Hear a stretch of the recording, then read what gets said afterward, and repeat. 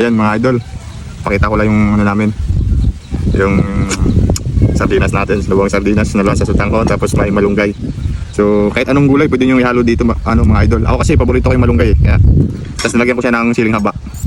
Guys, so isunod natin itong sardinas natin. Yun, sarap. Hindi mawawala yung magic sarap natin. Pantalata. Takpan natin, puluin na natin. Kanya-kanya na tayong trip mga idol kasi yung iba kasi hindi rin kumakain ng sardinas parang malangsa, nalalangsahan sila kaya ako ginawa ko, sinabaw. So tara, before that mga idol, let's pray muna. So, let's eat.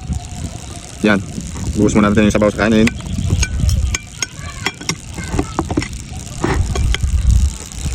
Ito yung paborito ko idol, siling haba. Wow, yummy. Ito yung sabaw. Sarap. Sarap mga idol.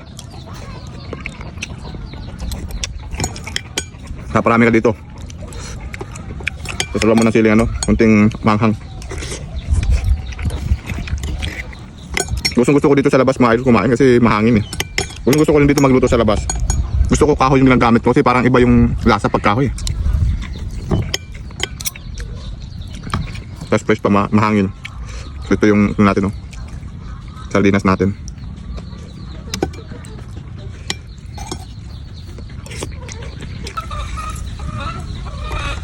Sutang ko natin mga idol.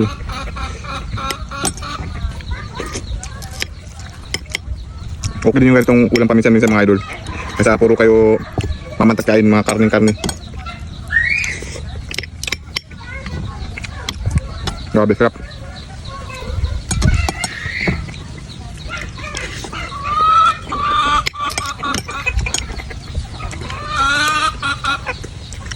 Singay pa malagang manok.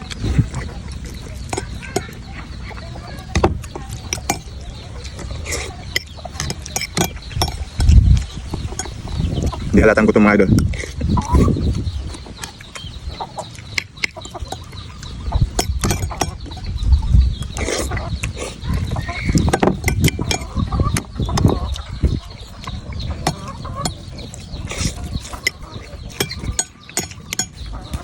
So that's it mga idol. Kung gusto nyo tayo, mag-channel na kayo magluto nito. Thank you for watching.